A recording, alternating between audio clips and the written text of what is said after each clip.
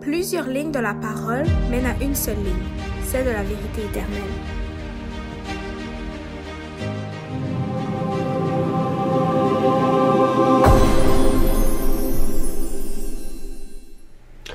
Bonjour à tous et bienvenue dans cette émission à Allons à l'école du sabbat. Aujourd'hui, nous allons voir dans la leçon numéro 7, la fosse au lion, et donc ouvrir notre chapitre dans Daniel 6. Et dans ce chapitre, nous allons voir plusieurs choses qui vont se dérouler, et encore une fois, contre Dieu et contre son fils, son prophète, son envoyé au sein d'un peuple païen, Daniel. Et donc, je vous prie de prendre l'école du sabbat et surtout votre Bible en main pour que nous puissions voir et comprendre ce que ce chapitre veut nous révéler. Et donc, je vous souhaite bonne écoute et surtout bonne étude.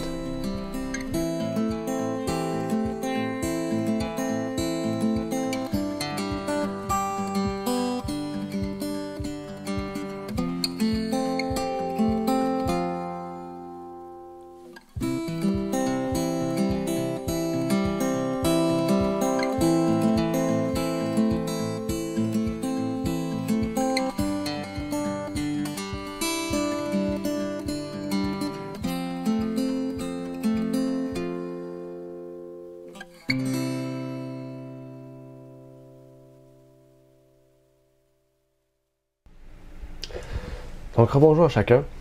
Aujourd'hui, nous allons voir et parler de ce nouveau roi, parce que on a introduit ce dernier roi dans le dernier chapitre de Daniel que nous avons lu. Mais maintenant, nous allons plus connaître et approfondir ce que ce roi pense de Daniel, et surtout ce que ce roi va faire à Daniel, même si on pourrait dire que c'est pas de son désir, de son ressort. Et donc, on va parler de Darius, ce roi médo-perse. Et donc, avant de commencer, je vais faire une courte prière avec vous et aussi faire les invitations, à savoir de pouvoir liker, commenter et surtout partager cette vidéo pour que d'autres personnes puissent connaître ces écoles de sabbat, ces émissions, et en fait, notre ministère, et aussi qu'ils puissent donc s'attacher aux vérités, aux fondements, non seulement de nos pionniers, mais surtout de la parole de Dieu. Et donc, je vous prie de vous abonner aussi à cette chaîne pour nous encourager donc à continuer à faire ces vidéos-là, à pouvoir, si vous le désirez, pouvoir nous encourager par des offrandes aussi, à faire avancer cette œuvre. Et donc, surtout, si vous avez des questions, c'est ce qui est important aussi de pouvoir comprendre la Bible, vous pouvez nous répondre dans les commentaires ou nous contacter par email à contact@ligne-sur-ligne.ca. Et donc, les informations sont tous dites. Et donc, je vais pouvoir commencer par une courte prière avant de pouvoir entamer cette leçon. Notre Père est aux cieux, j'aimerais te prier, Seigneur, et te remercier pour ce que tu fais dans nos vies, Seigneur. Tu nous permets de prendre le temps de pouvoir étudier ta parole, de prendre le temps de pouvoir lire ce que tu veux nous révéler dans ta parole, Seigneur. Et donc, puisses-tu nous permettre que ce que tu veux nous révéler, Seigneur, à chacun d'entre nous, que tu puisses nous permettre de le garder en mémoire et surtout de faire comme Daniel a fait, Seigneur. En fait, cette école de sabbat-là nous révèle justement le caractère de Daniel et nous permet donc de pouvoir rechercher le même caractère que Dieu peut nous permettre. Et donc, c'est ma prière au nom de ton Fils Jésus-Christ. Amen. Darius fut introduit en 538 avant Jésus-Christ comme roi. 2 ans plus tard, il trouve la mort. Okay? N'oubliez pas, Darius, on l'avait vu la dernière fois, c'était un homme âgé, il était dans la soixantaine. Et donc, il a trouvé la mort jeune, et donc, c'est Cyrus qui a pris sa place par la suite. Dans le chapitre 6, on parle de Darius. Donc, si on parle de Darius, on parle donc de son intronisation entre 538 et donc 540, au point où il est mort. Donc, c'est entre ces 2 années-là, au moment où est-ce qu'il était sur le trône. Et donc, ce court événement, parce que ce court événement, il a duré peut-être quelques jours, nous révèle beaucoup de choses importantes sur diverses petites choses, mais aussi, surtout le caractère de Daniel, encore une fois. On apprend beaucoup de leçons par le caractère de Daniel, et des leçons positives. Okay? Oui, on trouve des leçons négatives, on parle de l'orgueil, on parle du cœur méchant de l'homme, mais on parle surtout de Daniel aussi. Et la première question à savoir dedans, c'est qu'on dit que Darius a établi 120 satrapes et 3 ministres au-dessus de ces satrapes-là. Donc, on parle du roi, en dessous il y a 3 ministres, et en dessous de ces 3 ministres-là, il y avait 120 satrapes. Mais, qu'est-ce que satrape? Et pourquoi 120? Si vous prenez le terme satrape et que vous allez fouiller sur l'Internet, ou même dans la concordance Strong, vous allez trouver que un satrape, c'est un gouverneur d'une province perse. Okay? Donc aujourd'hui, on pourrait appeler le maire d'une ville. Okay? Il y a d'autres noms établis à ça aussi dans divers pays, mais au Canada, on connaît les maires. Donc on pourrait dire qu'il y aurait les maires, mais après ça, il y aurait les gouverneurs et le président ou le premier ministre d'un pays ou d'une province. Mais surtout, pourquoi 120? Et là, ce qui est intéressant, c'est que on va ouvrir la parole ensemble et on va lire Esther 1, verset 1, dans la version de Louis II de 1910, qui nous dit comme suit. C'était du temps d'Assuérus, de cet Assuérus qui régnait depuis l'Inde jusqu'en Éthiopie sur 127 provinces. Assuérus, c'était, si je ne me trompe pas, la 4e ou 5e génération des rois médo-perses. Je ne sais plus exactement à quel moment, mais on voit ici, le plus important à tirer, ce n'est pas Assuérus, bien sûr, mais c'est en lien avec les satrapes. Ici, on parle qu'il y avait 127 provinces. Donc, 127, 120, c'est très proche. Donc, ce qu'on comprend bien, c'est que, en tout, ces satrapes-là gouvernaient chacune sur une nation, donnant 120 nations. 120, pas royaume, province, désolé. Et donc, Assuérus, d'ici ce temps-là, okay, souvent, on retrace dans l'histoire que donc, Cambyse et Darius Istap ont récupéré donc 7 provinces de plus par les guerres ou les batailles, donc qui ont régné de l'Inde jusqu'à l'Éthiopie. Donc, on comprend bien que quand Darius était au pouvoir, il avait 120 provinces à sa tutelle, et par la suite, les autres rois qui ont suivi ont obtenu 7 provinces de plus, faisant 127. Ça, on pourrait dire, c'est pas un fait établi, mais avec les preuves qu'on a, on pourrait dire que ça établit des faits importants qui nous montreraient donc cette position-là, qui est donc plausible et logique. Mais ce qui est intéressant, c'est que Daniel ne fait pas partie des satrapes. Il fait partie de ceux qui dirigent les satrapes. N'oubliez pas, ces satrapes, toutes ces personnes-là étaient toutes des Médo-Perses, mis à part Daniel qui était juif. Et Daniel reçut, oui, une place au sein des ministres, il y en avait 3, mais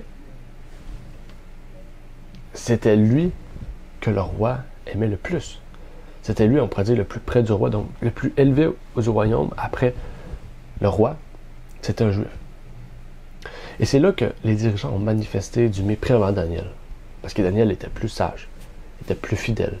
Et surtout, c'était lui qui était le plus estimé du roi. Donc, les autres ont développé une jalousie. Que ce soit les satrapes ou même les ministres ont développé une jalousie envers Daniel. Mais, c'est là qu'on peut dire que ça commence à se gâter un peu, puisqu'on retrouve, on ne retrouve rien de méchant chez Daniel. Et pourtant, ces satrapes et ces ministres ont essayé de trouver quelque chose pour condamner Daniel, mais pas seulement condamner Daniel et l'enlever du pouvoir, mais condamner Daniel à mourir. Donc c'était plus grave. Ils ne cherchaient pas à le destituer de son poste, mais à l'éliminer en fait. Mais dans son caractère, dans ce qu'il faisait socialement, dans sa position, en fait, il n'y avait rien à reprocher. Et donc, ces satrapes-là savaient qu'ils n'adoraient pas le même Dieu, ils étaient juifs. Donc, c'est là qu'ils se sont dit, dans la loi de son Dieu, il doit y avoir sûrement quelque chose qui n'est pas en accord avec nos lois envers nos divinités, on peut dire, ou envers nos divinités. Donc, ils ont cherché dans la loi de Dieu. Donc, ils ont étudié la loi de Dieu pour savoir, en fait, ce qui était en désaccord avec eux, ou ce qui était pas pareil que eux, ok? Et donc, la meilleure façon de savoir, c'est que Daniel adorait un seul Dieu et qu'il ne pouvait pas adorer d'autres seuls dieux. que ce Dieu de l'univers. Tandis qu'eux avaient plusieurs dieux, même qui adoraient les rois. Ben, les statues, les humains, en fait. Et là, on en tire un exemple de Daniel ici. C'est quoi l'exemple qu'on peut tirer du caractère de Daniel dans cette situation-là? En fait, ce qui est intéressant, c'est qu'aucune personne ne pouvait faire de reproches envers lui. Donc, face à face, directement à lui, on ne pouvait pas faire de reproches. Okay? Dans sa personne, on pourrait dire, en tant que tel, on ne pouvait pas faire de reproches. Pourtant, ce qui a fait en sorte qu'ils ont pu trouver un reproche chez lui, ce n'est pas son caractère, ce n'est pas lui, mais c'est dans ses croyances, c'est dans ce qu'il croit. Puisqu'il ne croit pas la même chose que les autres, c'est là qu'ils peuvent mettre une loi pour empiéter sur lui et donc le condamner. Montrer qu'il est mauvais, dans le fond, envers la loi. C'est un peu ça, en fait, qui va arriver à la fin des temps. Si nous, on a des choses à reprocher dans notre caractère, les gens ont des choses à reprocher dans notre caractère, alors ça ne servira à rien de se tourner vers la loi de Dieu, de se tourner vers une attaque directe envers Dieu, et non plus envers la personne en tant que telle. Et donc c'est pour ça que Dieu veut que nous nous trouvons, en fait, sans reproche devant les autres. Paul le dit, soyez sans reproche. C'est pas pour être meilleur, c'est pas pour paraître mieux, mais c'est justement pour montrer que notre Dieu est celui qui permet toutes choses et qui nous amène à un caractère, en fait, qui est sans reproche devant les hommes. Et donc les hommes, pour nous atteindre, ne vont pas nous atteindre directement, mais qui mettent la loi du dimanche, c'est pas une atteinte à nous directement, c'est une atteinte à Dieu. Parce que nous, on va être sans reproche, ou on devrait être sans reproche. Mais la loi de Dieu face à la loi de l'homme, on peut y trouver des reproches. En fait, créer un reproche. Okay? Donc, en fait, ils ne condamnent pas l'homme avec l'aide de Dieu, ils condamnent l'homme avec l'aide de l'homme. Par les lois de l'homme, ils peuvent condamner l'homme. Mais c'est ça, ils n'attaquent pas lui-même, ils attaquent la loi de Dieu en condamnant l'homme. Et c'est là qui est la grave erreur de les hommes. Et donc, ça nous tire une leçon que si on en tire un caractère qui est justement sans reproche, en fait, les hommes devront attaquer directement Dieu et non plus attaquer nous. Et ce qui est intéressant, c'est que ces personnes, ont été auprès du roi, pressés, on pourrait dire excités, comme s'il y avait une chose importante à régler dans le royaume. Et ils se sont dit que tout le monde serait d'accord pour publier un décret interdisant toute autre adoration et menant donc une seule adoration à celle du roi. Et ça, c'est un plan pour, justement, amener Daniel à avoir un reproche. Et la question aussi qui s'ouvre, c'est est-ce que vraiment tout le monde était d'accord? N'oubliez pas, ses satrapes et ses ministres ont dit que tout le monde était d'accord. Mais parmi les ministres, il y avait Daniel. Donc, c'est pas vrai que tout le monde était d'accord.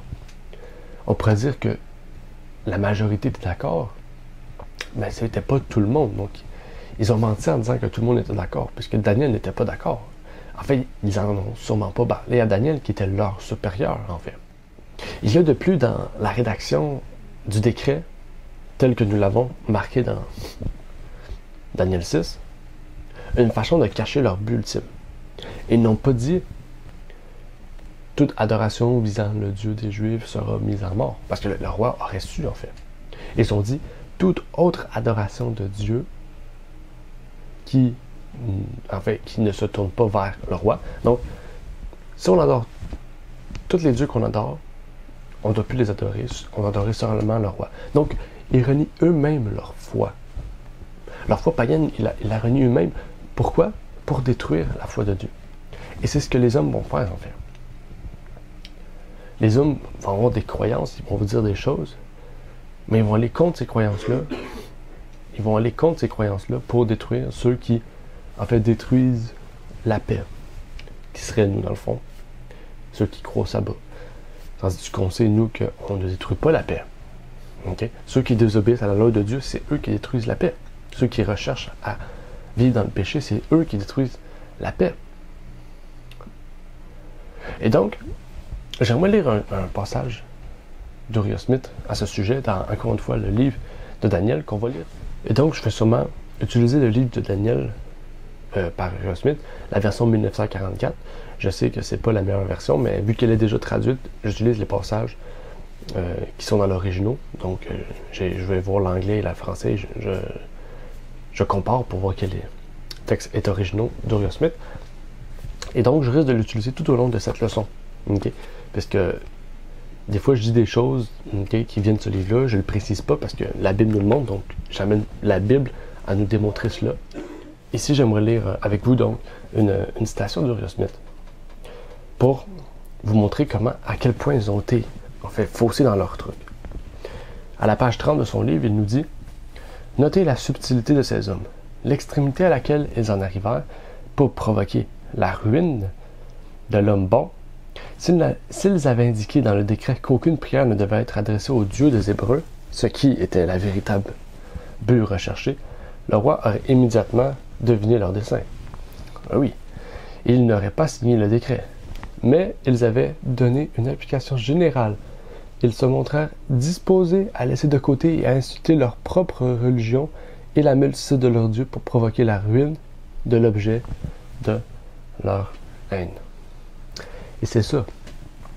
Quand on développe la haine envers quelqu'un, quand on développe même la haine envers un groupe de personnes, on est prêt à détruire notre caractère, nos croyances pour atteindre cette personne-là. Et ça, c'est vérifiable aujourd'hui, en fait. Okay? C'est quelque chose qu'on peut voir aujourd'hui à plusieurs reprises. La haine nous amène à faire des choses, en fait, contre nos croyances, mais contre même notre caractère qu'on aurait à l'habituel. Et Daniel comprit justement le but de ce décret-là. Mais, est-ce qu'il a changé ses habitudes de vie? Parce que dans le texte, on dirait que oui. Puisqu'on nous dit, il pria 3 fois le jour. Donc, ça nous paraît comme si, en fait, Daniel a commencé à prier 3 fois le jour à ce moment-là. Mais non, Daniel le faisait déjà auparavant. Et si on le précise, parce que, justement, on atteint directement à ses principes. Et Daniel avait l'habitude d'aller devant sa fenêtre, vers Jérusalem, et de prier à voix haute, en fait, ou que tout le monde pouvait l'entendre. Okay? Il était seul, mais il priait le Dieu du ciel qui l'entendait. Et donc, il priait 3 fois le jour. Et je voulais revenir sur ça, parce que c'est un exemple. N'oubliez pas, si le caractère de Daniel est un exemple, c'est qu'il doit faire quelque chose qui l'amène à recevoir ce caractère-là. Ici, on a la preuve. Le fait qu'il priait 3 fois le jour, en fait, c'est pas parce que tu pries 3 fois le jour que tu vas avoir un bon caractère comme ça, bien sûr que non. Mais la prière amène un lien étroit avec son Dieu, et donc l'amène à se sanctifier. Et dans la Bible, on a plusieurs exemples de ce sujet-là. Des fois, Jésus priait 3 fois de suite, dans la nuit. Des fois, même Paul nous montre qu'il priait 3 fois de suite pour quelque chose d'important. Daniel n'a pas prié 3 fois de suite, mais on voit que, en fait, de prier 3 fois par jour, que ce soit matin, midi, soir, que ce soit peu importe le moment de la journée, en fait, on voit que la prière 3 fois par jour est un remède important à plusieurs problèmes de nos vies, et même à l'anxiété et au stress, qui est même une preuve scientifique que la prière, les chrétiens sont moins stressés et anxieux que la moyenne. Et la servante du Seigneur nous dit dans Testimonies for the Church, volume 6 à la page 297, comme suit. Votre esprit vous a été donné pour que vous compreniez comment travailler. Vos yeux vous ont été donnés pour que vous puissiez discerner. Pour que vous puissiez discerner les opportunités qui vous sont offertes par Dieu. Vos oreilles doivent écouter les commandements de Dieu. Vos genoux doivent s'incliner 3 fois par jour dans une prière sincère. Vos pieds doivent courir dans la voie des commandements de Dieu.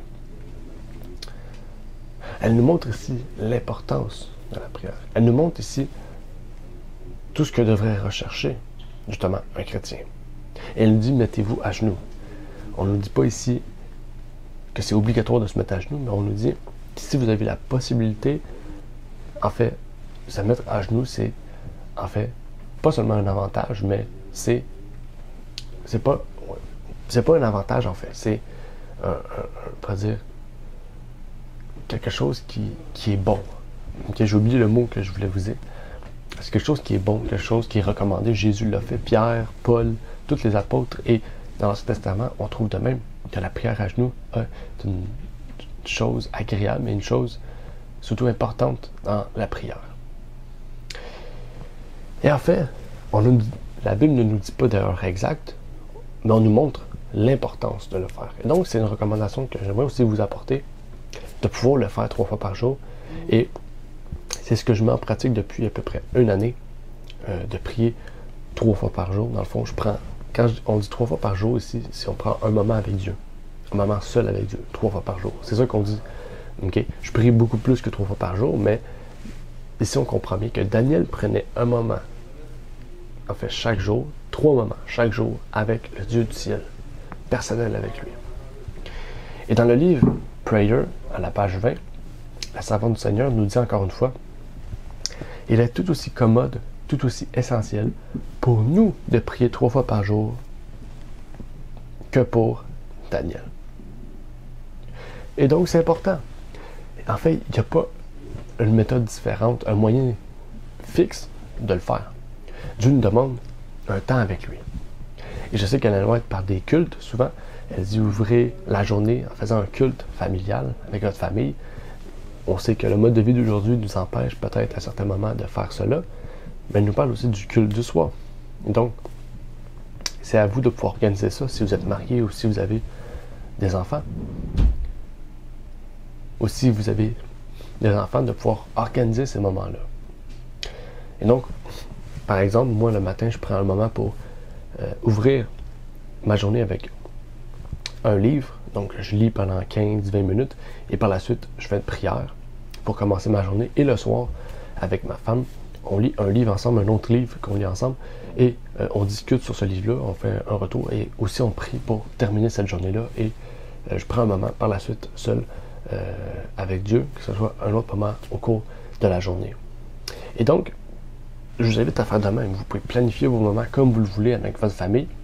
Et je sais que souvent, dans l'église adventiste, j'avais appris souvent que 1 heure par jour, c'est un bon moyen. Donc moi, j'ai fait souvent des cultes le matin, 30 minutes le matin, 30 minutes le soir, plus un moment dans la journée qui me donne 3 moments avec Dieu personnel.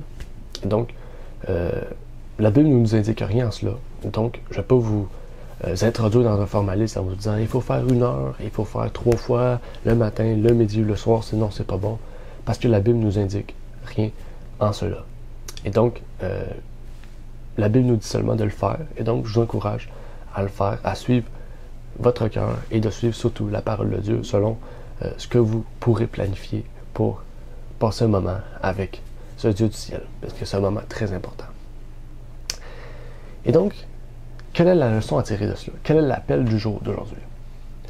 En fait, Dieu veut nous montrer que Daniel avait un caractère exemplaire.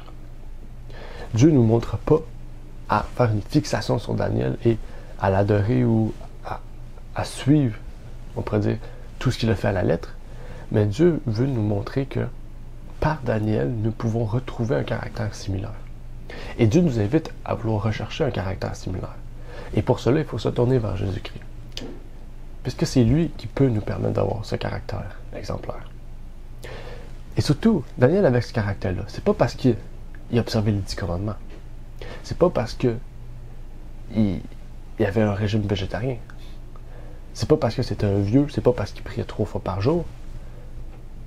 Mais c'est parce qu'il avait une relation étroite avec Dieu, c'est parce qu'il avait une foi et surtout parce qu'il remettait sa vie entre les mains de Dieu. Et après tous les exemples qu'on a vus, Daniel aurait dû trouver la mort à plusieurs reprises. Mais par sa foi, il trouva la vie et surtout, il trouva un caractère que Dieu lui a permis d'avoir. C'est Dieu qui lui a donné la sagesse, c'est Dieu qui lui a donné l'esprit des dieux, comme on l'appelle. Et donc, Dieu veut la même chose que nous. Et par la prière, nous pouvons développer une relation étroite avec Dieu. Et donc, j'aimerais, pour prier sur cela, prier pour que Dieu puisse vous permettre d'avoir une relation étroite avec lui. Que vous puissiez prendre le temps d'avoir une relation étroite avec lui, mais surtout de vous conformer à sa parole dans toutes les choses de votre vie. N'oubliez pas, la recherche d'un caractère comme Dieu le veut, c'est une recherche des plus petites choses aux plus grandes choses de la vie. Donc, j'aimerais pouvoir terminer par une prière avec vous. Notre Père qui est aux cieux, j'aimerais te remercier, Seigneur, pour nous avoir permis de prendre un moment avec toi, d'avoir pu étudier ta parole et d'avoir pu surtout comprendre ce que tu voulais nous révéler dans le chapitre 6. Tu nous as révélé que la foi mise avec la conformité de ta parole nous permet d'avoir un caractère exemplaire. Et donc tu nous montres l'exemple de Daniel, pas seulement comme un exemple impossible à avoir, puisque quel aurait été l'intérêt de le marquer dans ta parole, mais tu nous montres que par Daniel, nous pouvons obtenir la même chose. Que par la foi, que par la prière, que par ton esprit, nous pouvons obtenir un caractère conforme à ta volonté. Puisses-tu donc nous envoyer, Seigneur, cela, nous envoyer le désir de pouvoir prendre un temps avec toi, Seigneur. Montre-nous comment, montre-nous aussi, pas seulement l'importance, mais le partage de ces importances aussi, Seigneur, que tu veux que chaque chrétien ait. Et donc, c'est ma prière aujourd'hui, que chaque chrétien puisse rechercher cela, Seigneur. Et je te remercie de nous permettre d'avoir ces écoles de sabbat qui nous permettent de mieux comprendre ce que tu veux nous révéler dans ce livre. Et donc, c'est ma prière au nom de ton Fils Jésus-Christ. Amen. Merci d'avoir écouté cette vidéo. Pour plus de contenu, abonnez-vous sur notre site Internet. Il est également possible pour vous de nous suivre sur notre page Facebook et de nous contacter par email.